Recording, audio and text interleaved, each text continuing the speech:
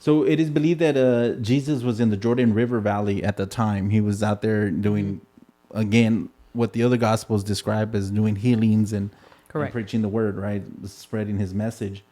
But he remained 2 more days after hearing the news of Lazarus, right? He remained. So he stands fast.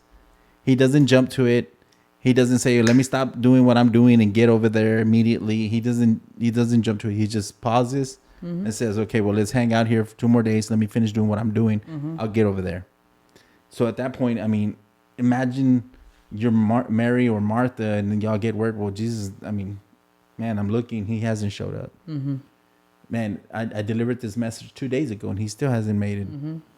I mean, 3 years ago, 5 years ago, 6 months ago. To the story, it relates to us, whether it can be months, years, but in this situation, at this point, they already had the funeral. They put him in the grave, right?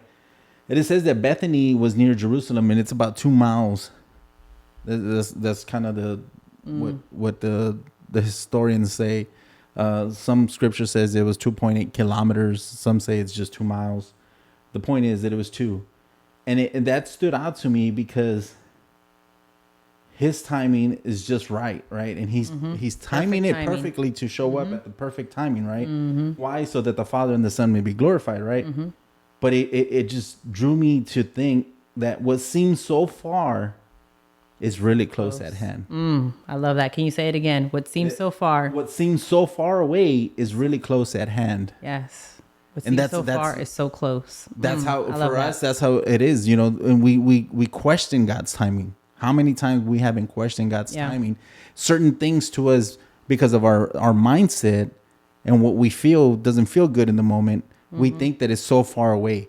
This goal of me having my finances straight, I'm just thinking of finances, right? Because that can be mental stressor for people, right? It brings stress into the family when your finances are not in order. Yeah. And you're thinking, man, I'm never going to get out of this debt. I'm never going to get out of this hole. It seems so far away, but it's really close at hand. Yeah. Your health issues, you know, we're starting a new year. How many people are going to get into a good, healthy, I mean, the gyms, you're going to see gym memberships jump up. Everybody wants to get in the gym.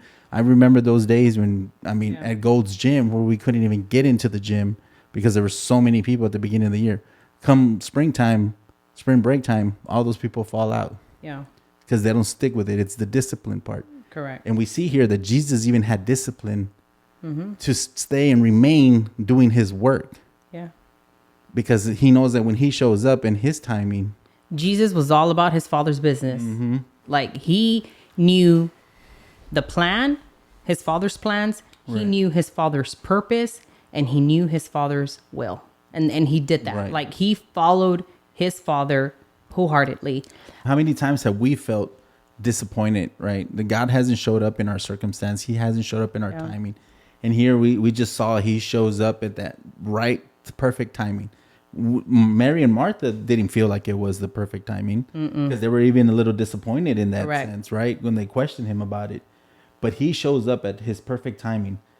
And the awesome part about Jesus resurrecting Lazarus here is that Jesus has the power over life and death because he says it right here that I am the resurrection and the life. Yes. And he who believes in me will live even if he dies. Yes. And everyone who lives and believes in me will never die. Do you believe this? He ends with a question. Do you believe this? Does Mary and Martha believe that on his timing, on his perfect timing. That was the first point. Yes. So do you believe that? And this goes back to you as a listener right now. Do you believe in his power? Because Jesus has the power over life and death. Yes. And by raising Lazarus from the death to life, he demonstrated his power to his followers, to the viewers, the ones that were in the grandstand, the hecklers in the back, for his disciples, to everybody. Why? Because all Christianity hinges on the fact that we live, if we believe in Jesus Christ, we go on to live in eternity. Yes, we have eternal life. And this is, he's demonstrating, and it's the prequel before his own death and resurrection. Yes. So all of Christianity lingers and hangs on this and hinges on this fact that we will all rise again. Yes.